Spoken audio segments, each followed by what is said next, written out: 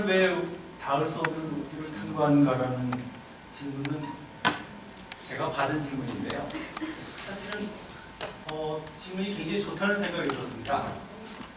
그런데 한 번도 제가 저 생각을 해본 적이 없는, 왜 우주를 탐구하는가를 생각해 본 적이 없었다는 생각이 들어요. 그래서 이번 그 말씀은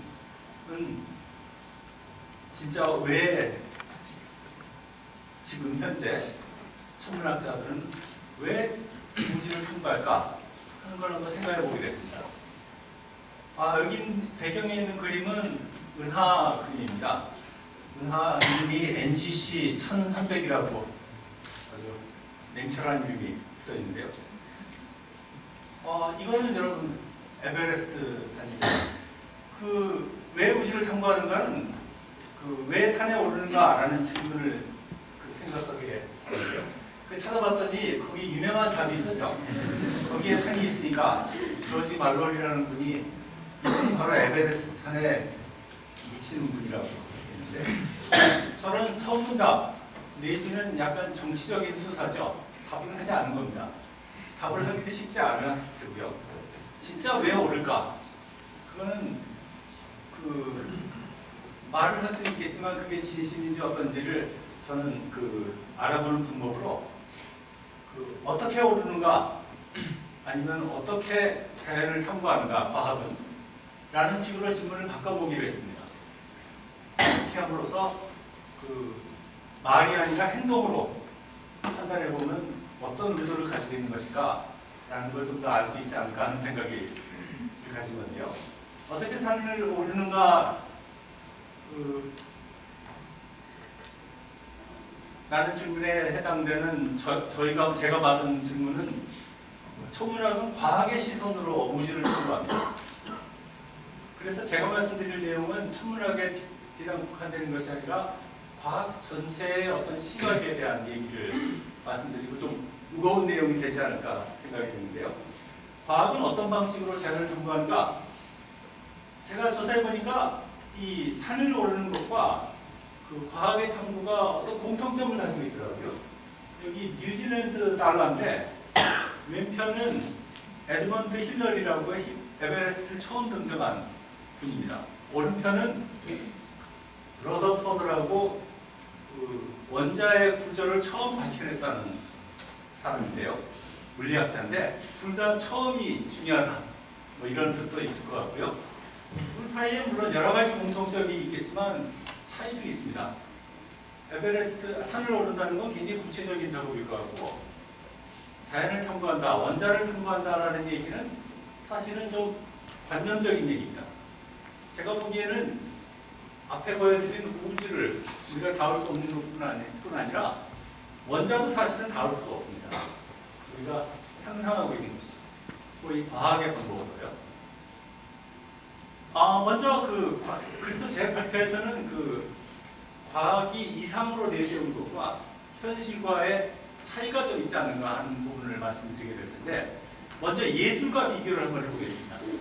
여기는 카시러라는 분이 인간이란 무엇인가라는 책에서 일부 따온 것인데, 제가 한번 읽어보겠습니다. 예술에서 우리는 법칙의 한결같음에 관심이 없으며 도리어 직관의 다양성과 풍부함에 관심을 갖는다. 아름다움에 대한 진리는 사물을 설명하거나 이론적인 기술로 이루어지지 않으며 이것은 오히려 사물에 대한 공감적 시선에 의해 성립한다. 공감적 시선이라고 했어요. 근데 마침 아인슈타인이 했다는 말들을 찾아보면은 이런 말을 합니다. 물리학자의 지고의 과제는 그것으로부터 순수하게 추론하여 우주가 건설될 수 있는 보편적 기본 법칙에 도달하는 것이다. 이 법칙들에 이르는 논리적인 길은 없다. 경험에 대한 공감적 이해에 기반을 둔 직관만이 거기에 데려갈 수 있다. 나는 우주의 근본 법칙에 대한 내 이해를 이성을 통해 도달하지 않았다. 둘 사이에 굉장히 상당한 유사점을 발견하시는데, 제가 보기에 이것은 실제 아인슈타인이 자신이 이룩한 업적을 이루는데 바로 공감적 이해를 통해서 갔다고 저는 보는데요. 그러나 이것은 실제 과학에서 일어나는 것과는 많이 다릅니다. 제가 보기에 과학의 실상은, 현실의 과학은 미리 생각해 놓은 이론에 맞추어 관찰을 선택하고 무시하며 실험을 조작하는 기회와 관련이 있다. 자세한 관찰은 과학적 사유를 방해한다. 현상은 무시하고 소위 정수를 파악하라. 따라서 과학에서는 관찰이 아니라 이론이 먼저다. 그 비법은 대상을 고립화, 단순화, 이성화, 추상화, 더하여 가급적이면 수학화된 모형 모델로 만들고 이를 바탕으로 분석과 통계적 기법을 통해 모델을 검증하고 구현하는 것이다. 이 과정을 통해 대상의 개성은 무시됩니다. 이건 이제 제가 파악하고 있는 과학의 시선인데, 사실 여기에 대한 내용은 그 유명한 쿠hn의 과학혁명의 구조 1판 그 후 한번에도 들어있겠습니다만, 에보는 다음과 같이 적혀 있습니다. 정상과학은 자세히 보면 역사적으로든 현대의 실험실에서든 패러다임이 제공하는 대체로 융통성 없는 미리 만들어진 상자, 그러니까 이론 혹은 모형인데요. 안에 자연을 억지로 끼워 넣는 시도를 보인다. 정상과학의 목적 어디에도 일종의 새로운 현상을 발견하려는 것은 없다. 사실 그 상자에 맞지 않는 현상은 눈앞에 있어도 종종 보이지 않는다. 그러니까 자연을 보고 자연을 이해하려는 것이 아니라 자신들이 먼저 가지고 있는 이론적인 편견에 자연을 맞추겠다라는 것인데, 그거는 저로서는 그 일종의 프루크스테스적인 시선이 아닌가. 프루크스테스는 그리스 신화에 나오는 그 침대에 사람을 맞췄다는 대장장입니다. 제가 그 과학의 특이한 시선이라고 아주 추상적으로 요약을 했는데요. 추상적 범주화를 합니다. 분류를 하죠. 단순화하고, 분류를 한다는 것 자체가 단순화한다는 것인데요. 법칙화하고 그것을 일반화하죠. 물질주의나 기계론적 사고, 환원주의적인 관점을 모사합니다. 거의 공통적으로 그래요. 합리성을 얘기하지만 그것은 수사에 불과하고 수단의 합리성을 얘기하는 것일 뿐입니다. 단순화, 균일화, 수량화, 획일화를 추구하는데요. 아마 효율성을 내세울 겁니다. 그러나 이미 효율성을 내세우면 안전은 저기 가는 거죠. 위험한 사회로 접어들게 될 가능성이 있겠죠. 질적 차이를 부정하고 다양성을 제거하고 지식의 특종, 결과의 객관성, 가치 중립성, 확실성, 보편성을 주장합니다. 그러나 이것이 여기에 적힌 바가 제 보기에는 과학의 그 어떤 특성을 좀 일방적인 한쪽 측면이겠죠. 이 측면을 요약한 것이긴 하지만, 어떠한 여기에 적힌 단어도 자연이 이렇다. 자연이 이렇기 때문에 이러한 철학적 선택을 해야 한다라는 것은 제가 보기엔 보이지 않습니다. 도리어 흥미로운 것은 여기에 적힌 시선은 지극히 인간적인, 너무나 인간적인이라고 했는데요. 무슨 휴머니즘을 얘기하는 것이 아니라 도리어 공감과는 거리가 먼 개입과 통제, 착취로 이어질 인간의 욕망이 반영된 시선이 아닌가 라는 것입니다. 근데 이런 얘기를 제가 저런 생각을 떠오르게 한 것은 또한 예술이었습니다. 여기는 까미의 시지푸스의 신화를 보면 다음과 같은 말이 있어요. 자신의 우주를 마주한 인간의 무의식적인 감정은 가장 정교하게 작동하는 경우에라도 친숙함을 고집하고 명확함을 갈망하는 마음의 가장 깊은 욕망을 반영한다. 한 인간이 세상을 이해한다는 것은 대상을 인간적인 것으로 환원시키고 거기에 인간의 공의를 짓는 것이다. 그러니까 과학도 예의가 될 수 없다는 것이죠. 제가 보기에는 과학이라는 것은 근대의 정신을 대표하는 사상이라고 생각하는데요. 이 과학이라는 것이 인간이 구성한 것이라는 것은 예를 들면 여기 적혀있는 아인슈타인의 말을 보아도 분명합니다. 물리 개념은 인간 정신의 자유로운 창조물로 그것이 어떻게 보이든 결코 외부 세계에 의해 유일하게 결정되지 않는다라고 얘기하죠. 그런 세계관, 아까 제가 말씀드린 그 인간의 욕망이 절절히 반영된 그러한 시각으로 자연을 재단하겠다는 세계관의 필연적 결과로 저는 다음과 같은 것을 우려하고 있습니다. 과학은 세계를 보는 한 가지 시각을 드립니다. 인간과는 굉장히 거리가 먼 파괴적인 시각이라고 보이는데요. 허구적인 객관성으로 지와 행을 분리합니다. 왜를 무시하고 어떻게를에 집중하죠. 그래서 과학 활동은 과학자의 전문화를 요구합니다.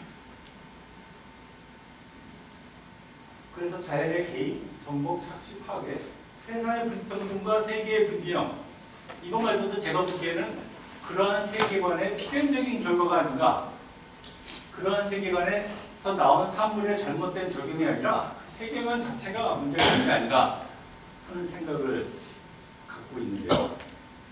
어쩌다 과학이 그 시선이 그렇게 됐을까라는 생각을 해보면은 아마도 이것은 좀 더 역사적인 과학사와 관련된 연구가 필요하리라고 보긴 하지만 제가 보기에는 과학의 형성 이후 만들어져 온 과정에서 겪은 권력과의 관계를 생각해 볼 필요가 있다는 생각이 들어요. 과학과 권력, 말하자면 왕권, 국가, 기업의 관계인데요. 과학의 형성에 미친 상업주의의 역할은 좀 더 들여다볼 필요가 있다는 생각입니다. 과학은 그 다음에 말씀드렸듯이 17세기에서 지금까지 이어지는 현상인데요. 상업주의는 흥미롭게도 14세기에 시작됩니다. 이미 그 이전부터 상업주의가 유럽에서 있었고, 그리고 17세기는 콜럼버스의 항해 이런 거는 한참 이후죠. 과학은 17에서 20세기 근대 서구 문명의 산물인데, 그것은 마침 식민 지배와 제국주의, 산업사회의 출현과 일치합니다.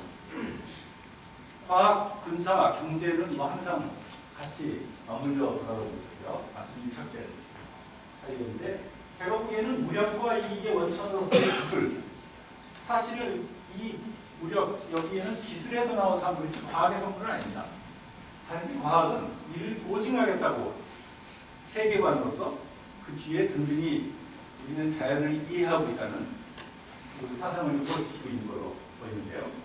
과학은 근대 세계관을 지탱하는 지식 통제 역할을 하고 있는 것이 아닌가 라는 생각이 드는데, 하여튼 다 떠나서 세속의 황금률이라고 제가 말씀드린 황금을 제공한다가 규칙을 정한다, 이걸 참 피해가기는 어렵습니다. 여기 그 이해가 있는데, 천문학에서는 여러 이해가 있는데요. 이것은 목성과 4개의 위성들입니다. 이거는 금융업자에게 보건된 위성이라고 제가 말했는데, 갈릴레오는 과학의 시조로 봅니다. 물리학의 시조이기도 하고 과학적 사고, 수학과 수량화, 객관화 이런 것의 시조인데, 1609년 목성의 4개의 위성을 발견한 후 후원자인 메디치 가문에 헌정합니다. 메디치 가문을 금융업자라고 부르면 여기 인문학하시는 분들도 그건 좀 그렇다고 하실지 몰라도 금융업자였던 것은 맞습니다. 그 다음은 이 전통은 과학의 시작부터 이런 식으로 돼 있기도 했지만, 이거는 그 해왕성입니다. 천왕성입니다. 죄송합니다. 우라노스니까 천왕성인데, 천왕성을 우리가 봤을 때 이렇게 볼 수가 없죠. 그 너머에서 본 겁니다. 근데 이 경우에도 윌리엄 허셀이 1791년 우연히 해왕성을 발견하는데 후원자였던 그 왕에게 헌정을 합니다. 물론 메디치 가문은 그 지금까지 지속되고 있는 가문이 아니었기 때문에 이름이 바뀌었고, 그 영국 국왕에게 헌정된 행성의 이름을 프랑스 천문학자들이 좋아할 리도 없었겠죠. 근데 지금은 그렇게 부르지 않습니다.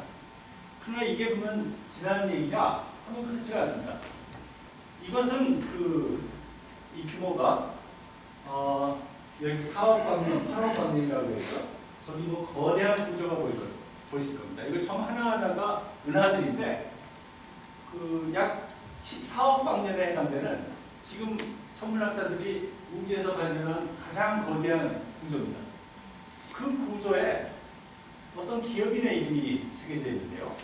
슬로안 재단이라고, 이건 천문학만 하는 것이 아니라 굉장히 큰 과학진흥재단인데, 슬로안 재단의 지원을 받아서 연구해서 발견한 그 구조의 이름을 슬로안 그레이트 월이라고 부르고 있습니다. 제가 슬로안에 대해서 좀 살펴보니까 GM CEO였거든요.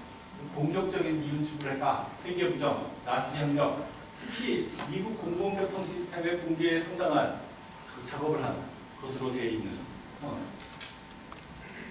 이건 일종의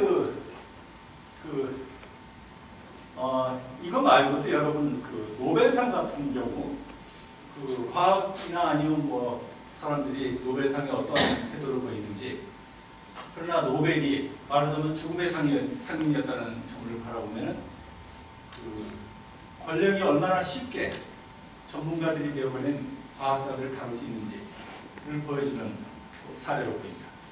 아인슈타인은 다음과 같이 한탄합니다. 과학은 그것이 사람이 그것을 먹고 살아야만 하는 것만 아니라면 참 좋은 것이다. 문제는 그 세속의 항공률을 피해가기 어렵겠죠. 니체는 다음과 같이 경고합니다. 브랜드 이런 말이 튀어나오는데요. 권력의 의지, 거기 보면 이렇게 말되어 있습니다. 현재 실행되고 있는 것과 같은 방식의 과학이 가능하다는 것은 인간의 삶을 위험에서 보호하고 스스로를 방어하는 기본적 본능들이 더 이상 기능하지 않고 있다는 사실을 증명하다. 제가 해석한 바로는 그렇습니다. 독일어 원문을 못 봤습니다만 다른 시선이 물론 가능하죠. 계속 있어 왔습니다. 예를 들면 여기 루카치라는 분이 쓴 소설의 이론 천문장입니다. 저는 천문장까지 읽어봤습니다. 별이 총총한 하늘이 갈 수 있고 또 가야만 하는 길들의 지도인 시대, 별빛이 그 길들을 훤히 밝혀주는 시대는 복되도다 라고 시작하는데요. 저는 하늘이 인간에게 인간의 미래를 밝혀줄 수 있는 능력을 가지고 있는지 알지 못합니다. 그러나 제가 분명히 알고 있는 것은 인간은 하늘을 쳐다보면서 자신을 돌아보고 성찰하고 자신의 미래를 구상할 수 있는 능력을 가지고 있다는 것이죠. 예를 들면 그것 중에 유명한 것은 이건 은하수인데요. 배경은 칸트가 그 실천 이상 비판 서문에서 저도 서문까지만 읽어봤는데 바로 이 말입니다. 더 자주 그리고 더 깊이 생각할수록 커져가는 놀라움, 경외와 함께 마음을 가득 채우는 두 가지가 있다. 내 머리 위에는 별이 빛나는 하늘, 내 마음속에는 도덕률. 아인슈타인은 다시 한번 이런 말을 한 적이 있습니다. 직권은 신성한 재능이고 이성은 믿을 만한 종이다. 우리는 재능을 잊고 종을 영광스럽게 여기는 사회를 만들었다. 아인슈타인이 왜 위대한 과학자인지 여러분은 아인슈타인의 업적을 모르셔도 됩니다. 제가 모아놓은 아인슈타인의 말만 들어도 어떻게 아인슈타인이 위대한 과학자인지 생각해야 돼요. 제가 앞에서 그 잘못된 황금률을 말씀드렸기 때문에 진짜 황금률이 뭔지를 다시 한번 번복을 해야 되겠군요. 진짜 황금률은 골든 룰인데요. 이겁니다. 남이 너에게 하기 원치 않는 것을 남에게 하지 말라. 남이 너에게 해주기 바라는 것을 남에게 행하라. 무슨 말이 들어보신 것일 텐데 세계의 어떤 모든 종교의 공통된 하나의 말을 꼽으라고 바로 저겁니다. 논어에는 서로 표현되어 있습니다. 타인의 마음을 헤아리기를 내 마음같이 한 것. 공자가 단 하나의 한마디로 자신의 사상을 얘기한다면 저거다 라고 얘기합니다. 붓다의 자비심이고, 근데 제가 생각해보니까 공감이 하필 바로 이 황금률이 아닌가 라는 생각까지 미치게 됐어요. 그렇다면 상황이 좀 복잡해집니다. 황금률 굉장히 단순한 얘기죠. 실천하기는 엄청 어렵습니다. 그럼 어쩌면 공감도 말은 쉽지만 실천하는 것은 엄청 어려운 것이 아닌가. 그리고 물론 실천이 따르지 않는다면 소용없는 얘기죠. 여기 제가 여러분 구글 북 N그램이라고 구글에서 수천만 인치 책들을 스캔한 다음에 거기 나오는 단어의 빈도수로 나온 걸 한번 찾아봤습니다. 여기 제2가 아트입니다. 두 번째가 사이언스예요. 빈둥빈둥하고 있습니다. 그 밑에 제가 심파티 혹은 심파테틱 혹은 엠파티를 찾아봤는데요. 심파티의 경우에는 1890년경을 그리고 그 다음에 줄어들고 있어요. 명백하게 줄어들고 있죠. 공감이 줄어드는 사회를 살고 있는 것에 반영이 될지 그건 모르겠습니다만 제가 이것저것 두들기다가 무엇과 저 심파티가 줄어드는 것과 관련이 있을까를 찾아보다가요. 흥미로운 걸 발견했습니다. 테크놀로지를 한번 쳐봤어요. 다른 것도 쳐봤습니다. 캐피탈리즘도 쳐봤는데 비슷비슷한데 테크놀로지에서 결정적인 변수가 나오는데요. 여러분은 지금 여러분의 살고 있는 이 현대 이 문명이 20, 30년 전에 만들어졌다고 생각할지 몰라도 제가 보기에는 결정적인 테크놀로지의 발전은 1800년대 후반에 있었습니다. 에디슨도 있었고 테슬라도 있었고 그때 바로 전기 문명이 발생하는데요. 그리고 그 이후에는 그냥 가속해 왔던 것일 뿐인데 테크놀로지의 가속이 보이죠. 그러나 이것이 제가 혹시 잘못 친 게 아닌가 테크놀로지가 커가면서 심파티가 줄어들고 있는데 마침 2000년도를 둘이 너무나 이상한 그 행동을 보여주고 있어서 좀 더 자세하게 봤습니다. 방금 아까 본 그림은 10년을 단위로 평균을 한 건데요. 1년 단위로 해봤어요. 그랬던 얘기 보이십니까? 테크놀로지가 2000년도를 정점으로 줄어들고 있는데 심파티는 올라가고 있죠. 저는 테크놀로지에 줄어드는 것에 대해서는 여러분들께 별 말씀을 드릴 것은 없습니다. 단지 심파티 혹은 공감이 늘어나는 것은 여러분들이 앞으로 더 이어나가시기를 바라면서 제 말씀 마치겠습니다.